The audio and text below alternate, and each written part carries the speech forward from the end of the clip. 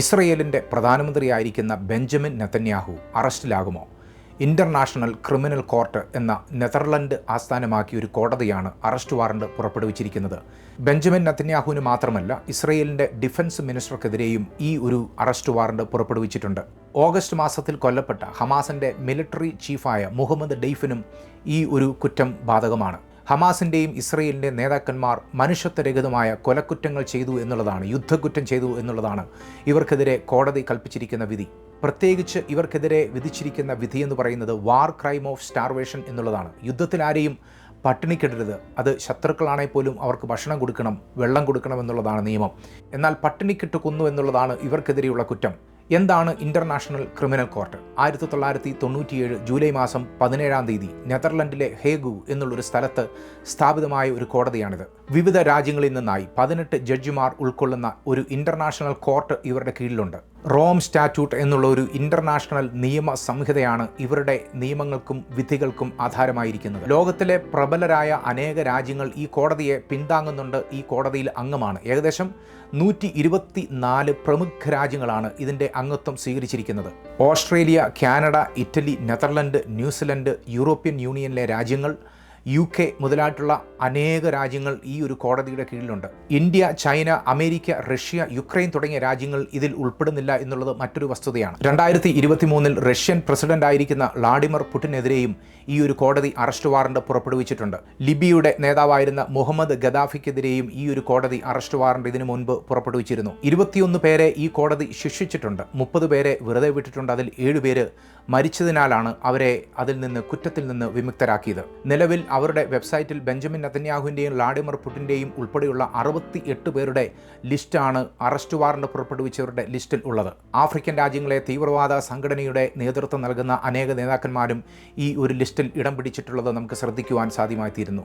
ഈ 68 നേതാക്കന്മാരെ international criminal ലോയുടെ അടിസ്ഥാനത്തിൽ ജനങ്ങളുടെ ജീവനത്തിനും ജനങ്ങളുടെ സുരക്ഷയ്ക്കും ഭീഷണിയായി നിൽക്കുന്ന നേതാക്കന്മാരായി അവർ ചാർട്ട് ചെയ്യുകയും അവർ ചിത്രീകരിച്ചിരിക്കുകയും ഇവരെ എവിടെ വെച്ച് കണ്ടാലും അറസ്റ്റ് ചെയ്യണമെന്നുള്ള ഉത്തരവ് പുറപ്പെടുവിക്കുകയും ചെയ്തിരിക്കുകയാണ്. ഈ 124 രാജ്യങ്ങളിൽ ഈ നേതാക്കന്മാർ എവിടെ എപ്പോൾ ചെന്ന് ഇറങ്ങിയാലും അവിടെ വെച്ച് അറസ്റ്റ് ചെയ്യുവാനുള്ള സ്വാതന്ത്ര്യമാണ് ഈ കോടതി അവരുടെ സ്റ്റേറ്റുകൾക്ക്, അവരുടെ അംഗരാജ്യങ്ങൾക്ക് നൽകിയിട്ടുള്ളത്. എന്നാൽ ജോർദാൻ ഒഴികെയുള്ള മിഡിൽ ഈസ്റ്റേൺ രാജ്യങ്ങളിൽ ഇവർക്ക് സ്വതന്ത്രമായി സഞ്ചരിക്കുവാൻ സാധ്യമായി തീരും. ഇന്ത്യയിലും ചൈനയിലും അമേരിക്കയിലുമൊക്കെ ഇവർക്ക് പോകുവാൻ സാധ്യമായി തീരും എന്നുള്ളത് മറ്റൊരു വസ്തുതയാണ്. ഇവർ കോടതിയിൽ ഹാജരായില്ലെന്നുണ്ടെങ്കിൽ ഇവർക്കെതിരെ കൂടുതൽ നിയമ നടപടികൾ ഉണ്ടാകും. ഫ്രാൻസ് ഇതിനോട് ഇപ്പോൾ എതിർപ്പ് പറഞ്ഞിട്ടുണ്ട്. ചില യൂറോപ്യൻ രാജ്യങ്ങൾ ബെഞ്ചമിൻ നെതന്യാഹുവിനെതിരെ അറസ്റ്റ് വാറണ്ട് പുറപ്പെടുവിച്ചതിനാൽ അവർ അവരുടെ സ്വരം ഇതിനെതിരെ ഉയർത്തിയിട്ടുണ്ട് എന്നുള്ളത് നമുക്ക് കാണുവാൻ സാധ്യമായിത്തീരുന്നു. ഫ്രാൻസ് പറഞ്ഞിട്ടുള്ളത് ഇൻ്റർനാഷണൽ ക്രിമിനൽ കോർട്ടിൻ്റെ അംഗത്വ രാജ്യങ്ങളിലല്ലാത്ത ഒരാൾക്കെതിരെ ഈ കോടതിക്ക് ഒരു അറസ്റ്റ് വാറണ്ട് പുറപ്പെടുവിക്കുവാനുള്ള അധികാരമില്ല എന്നുള്ളതാണ്. അംഗരാജ്യങ്ങളിൽ ഉൾപ്പെടാത്ത ആരെങ്കിലും അറസ്റ്റ് ചെയ്യണമെന്ന് വാറണ്ട് പുറപ്പെടുവിച്ചാൽ അങ്ങനെയുള്ള നേതാക്കന്മാർ ഈ രാജ്യങ്ങളിൽ വരുന്ന സമയത്ത് അവരെ അറസ്റ്റ് ചെയ്യേണ്ട ബാധ്യത ഇല്ല എന്ന് ഫ്രാൻസ് അവർ ഇസ്രയേലിന് സപ്പോർട്ട് ചെയ്യത്തക്ക രീതിയിൽ സ്വരം ഉയർത്തിയിരിക്കുകയാണ്. അമേരിക്ക പറഞ്ഞിട്ടുള്ളത്, പ്രത്യേകിച്ച് ബൈഡൻ പറഞ്ഞിട്ടുള്ളത്, ഹമാസിനെയും ഇസ്രയേലിനെയും ബെഞ്ചമിൻ നെതന്യാഹുവിനെയും ഒരിക്കലും തുലനം ചെയ്യുവാൻ, കമ്പയർ ചെയ്യുവാൻ പോലും സാധ്യമാവുകയില്ല. ഞങ്ങൾ എന്ത് വില കൊടുത്തും ബെഞ്ചമിൻ നെതന്യാഹുവിനെ പിന്താങ്ങും, ബെഞ്ചമിൻ നെതന്യാഹുവിനോട് കൂടെ ഞങ്ങളുണ്ടെന്ന് ബൈഡൻ ഇതിനോടകം അറിയിച്ചിട്ടുണ്ട്. ഇസ്രയേലിൻ്റെ പുരാതന ചരിത്രം എടുത്തു നോക്കുകയാണെങ്കിൽ ഇതിനു മുമ്പ് അനേക രാജാക്കന്മാരെ അനേക വിദേശ രാജ്യങ്ങളും രാജാക്കന്മാരും വന്ന് പിടിച്ചെടുത്തിട്ടുണ്ട്, അവരെ അറസ്റ്റ് ചെയ്തിട്ടുണ്ട് എന്നുള്ളത് കാണുവാൻ സാധ്യമായിത്തീരുന്നു. യഹൂദ രാജ്യത്തിൻ്റെ ഒരു രാജാവായിരുന്നു മനശ്ശെ. 12-ാമത്തെ വയസ്സിൽ രാജാവായ മനശ്ശെ ദൈവത്തിന് ഇഷ്ടമില്ലാത്തത് ചെയ്ത ഒരു ചരിത്രമായിരുന്നു മനശ്ശെയുടെ റൂളിങ്ങിൽ, അദ്ദേഹത്തിൻ്റെ വാഴ്ചയിലുണ്ടായിരുന്നത്. യഹൂദയുടെ ചരിത്രത്തിൽ എടുത്തു നോക്കുകയാണെങ്കിൽ ഏറ്റവും കൂടുതൽ ഭരണത്തിലിരുന്ന ഒരു ഭരണാധികാരിയായിരുന്നു മനശ്ശെ. അദ്ദേഹം ദൈവത്തിന് ഇഷ്ടമില്ലാത്ത അനേക കാര്യങ്ങൾ ചെയ്തു. വിശുദ്ധന്മാരുടെ രക്തമൊക്കെ അദ്ദേഹം ചൊരിഞ്ഞ ഒരു വ്യക്തിയാണ്. അദ്ദേഹത്തെ അശൂര്യ രാജാക്കന്മാർ വന്ന് പിടിച്ചുകൊണ്ടുപോയി ബാബിലോണിൽ കാരാഗൃഹത്തിലിട്ടു എന്നുള്ളതാണ്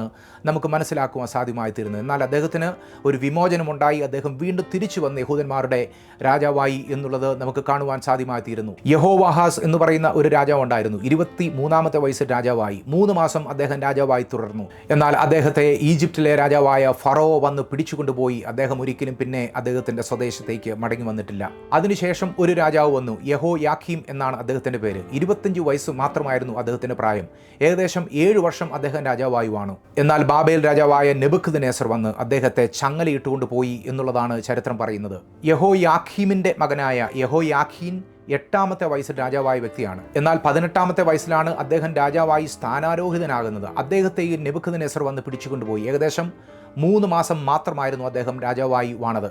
ഈ സമയം നെബൂഖദ്നേസർ അദ്ദേഹത്തെ പിടിച്ചുകൊണ്ടുപോയപ്പോൾ യഹൂദന്മാരുടെ ആലയത്തിലുണ്ടായിരുന്ന എല്ലാ നല്ല പാത്രങ്ങളെയും എല്ലാ നല്ല ആഭരണങ്ങളെയും എല്ലാം കവർന്നുകൊണ്ടായിരുന്നു പോയത്. യഹോയാഖീനിന്റെ സഹോദരനായിരുന്ന സെദക്യാവ് 11 വർഷം ഭരിച്ചിരുന്നു. എന്നാൽ ബാബിലോൺ രാജാവായ നെബൂഖദ്നേസർ വീണ്ടും യെരുശലേമിലേക്ക് വന്ന് ഇദ്ദേഹത്തെ പിടിച്ചുകൊണ്ടുപോകുവാൻ ശ്രമിക്കുന്ന കാഴ്ചയാണ് നമുക്ക് കാണുവാൻ സാധ്യമായി തീരുന്നത്. അദ്ദേഹം പൂന്തോട്ടത്തിലൂടെ ഓടി രക്ഷപ്പെടുവാൻ ശ്രമിച്ചുവെങ്കിലും നെബൂഖദ്നേസർ പിന്നാലെ വന്ന് പിടിച്ച് അദ്ദേഹത്തെ ചങ്ങലയിട്ട് അദ്ദേഹത്തിൻ്റെ 2 കണ്ണും കുത്തിപ്പൊട്ടിച്ചതിന് ശേഷം അദ്ദേഹത്തിൻ്റെ മക്കളെ തൻ്റെ മുൻപിൽ വെച്ച് കൊന്ന ചരിത്രമാണ് നമുക്ക് ഇസ്രയേലിൻ്റെ ചരിത്രത്തിൽ കാണുവാൻ സാധ്യമായി തീരുന്നത്. ഈ രാജാക്കന്മാരിൽ പലരും ഒരിക്കലും അവരുടെ സ്വദേശത്തേക്ക് തിരികെ വരിക പോലും ചെയ്തിട്ടില്ല. അവരെ അറസ്റ്റ് ചെയ്തുകൊണ്ടുപോയി വളരെ മ്ലേച്ഛമായ രീതിയിൽ അടിമകളാക്കി, പാചകക്കാരാക്കി, അവരുടെ മറ്റ് രാജ്യങ്ങളിലെ രാജാക്കന്മാരെ പിടിച്ചുകൊണ്ടുപോയ രാജ്യങ്ങളിലെ രാജാക്കന്മാരുടെ സേവകന്മാരാക്കി എന്നുള്ളതാണ് ചരിത്രത്തിൽ കാണുവാൻ സാധ്യമായി തീരുന്നത്. ഇസ്രയേലിന്റെ രാജാവായിരുന്ന ഹോഷ്യാമിനെ പിടിച്ചത് അശൂര്യ രാജാവായിരുന്ന ശൽമനേസർ ആയിരുന്നു. അദ്ദേഹത്തെ ശൽമനേസറിന്റെ വേലക്കാരനാക്കി തീർത്തു. അതിനുശേഷം കാരാഗൃഹത്തിൽ അടച്ച് പിന്നെ ഒരിക്കലും അദ്ദേഹത്തിന് സ്വദേശത്തേക്ക് തിരികെ വരുവാൻ അവസരമുണ്ടായില്ല. അതിനു മുൻപ് ഇസ്രയേലിന്റെ ഏറ്റവും ശക്തനായ, ഏറ്റവും മസിൽ പവർ ഉണ്ടായിരുന്ന ശിംശോൻ എന്ന് പറയുന്ന ന്യായാധിപനെ പിടിച്ചുകൊണ്ടുപോയത്, ഫെലിസ്തീർ പിടിച്ചുകൊണ്ടുപോയത് ഒട്ടും മനസാക്ഷി ഇല്ലാതെയായിരുന്നു. അദ്ദേഹത്തിൻ്റെ ശക്തിയുടെ രഹസ്യമെന്ന് പറയുന്നത് ഒരിക്കലും ക്ഷൗരം ചെയ്യാത്ത മുടിയാണെന്ന് മനസ്സിലാക്കിയ ഫെലിസ്തീർ അദ്ദേഹത്തിൻ്റെ മുടി മുറിച്ചതിന് ശേഷം അതിശക്തനായ ശിംശോനെ തകർക്കുന്ന കാഴ്ചയാണ് നമുക്ക് കാണുവാൻ സാധ്യമായി തീരുന്നത്. അദ്ദേഹത്തിൻ്റെ കണ്ണ് കുത്തിപ്പൊട്ടിച്ചതിന് ശേഷം ചെമ്പ് ചങ്ങലയിട്ട് കാരാഗൃഹത്തിൽ മാവ് പൊടിക്കുന്ന ജോലി അദ്ദേഹത്തിന് കൊടുത്തു. എന്നാൽ ഇതിൻ്റെ ഇടയിൽ ശിംശോന്റെ മുടി വളർന്നുകൊണ്ടിരുന്നത് അവരാരും ശ്രദ്ധിച്ചില്ല. ഫെലിസ്തീറുടെ ജീവിതത്തിൽ വന്ന സന്തോഷത്തെയും സമാധാനത്തെയും ഒക്കെ ആഘോഷിക്കുന്നതിനു വേണ്ടി വളരെ ശക്തമായ ഒരു ആഘോഷം തന്നെ അവർ തീരുമാനിച്ചു. ഏകദേശം 3000 പേര് ഫെലിസ്തീറുടെ ഒരു വലിയ കെട്ടിടത്തിൽ വന്നിരുന്ന് അവർ സന്തോഷിക്കുവാനും അവർ ആഘോഷിക്കുവാനും തുടങ്ങി. ആഘോഷങ്ങൾ നടന്നുകൊണ്ടിരുന്ന സമയത്ത് ഫെലിസ്തീർക്ക് ഒരു ആഗ്രഹം തോന്നി. ഈ ഒരു ആഘോഷം ഒന്ന് കൊഴുപ്പിക്കുവാൻ നമ്മുടെ ഇടയിൽ കളിക്കുവാൻ ഒരാളെ വേണം. നമ്മളെ ചിരിപ്പിക്കുവാനും സന്തോഷിപ്പിക്കുവാനും ഒരു ഇച്ചിരി എൻ്റർടൈൻമെൻറ്റ് കിട്ടുന്നതിന് വേണ്ടിയും നമുക്കൊരാളെ ആവശ്യമാണ്. അവർ ഇങ്ങനെ ചിന്തിച്ച സമയത്ത് അവരുടെ മനസ്സിലേക്ക് ഒരാൾ ഓടി വന്നു, ശിംശോൻ. ലോകത്തിലെ ഏറ്റവും ശക്തമായ രാജ്യമായ ഇസ്രയേലിൻ്റെ ന്യായാധിപതിയായി ദൈവം നിയമിച്ച ശിംശോനെ അവരുടെ നടുവിൽ കൊണ്ടുവന്നു. അവരുടെ നടുവിൽ ശിംശോനെ 2 തൂണുകളുടെ ഇടയിൽ നിർത്തിയതിനു ശേഷം കയ്യിൽ ചങ്ങലകൾ ഇട്ടുകൊണ്ട് കണ്ണുപൊട്ടനായ, കണ്ണു കാണാമല്ലാത്ത ശിംശോനെ അവർ കളിപ്പിക്കുവാനും പരിഹസിക്കുവാനും തുടങ്ങി. 3000 പേര് തിങ്ങി നിറഞ്ഞിരുന്ന ഈ വലിയ തിയേറ്ററിൽ ശിംശോൻ നിസ്സഹായനായി നിൽക്കുകയാണ്. അദ്ദേഹം 2 തൂണുകൾ പരസഹായത്തോടുകൂടെ കണ്ടുപിടിച്ച് തൻ്റെ കരങ്ങൾ രണ്ടും ആ 2 തൂണുകളോട് ചേർത്ത് എതിർദിശയിലേക്ക് പിടിച്ചതിന് ശേഷം അദ്ദേഹം ഒരൊറ്റ കുനിയൽ കുനിഞ്ഞു. അദ്ദേഹം കുനിഞ്ഞു എന്നാണ് അവിടെ പറഞ്ഞിട്ടുള്ളത്.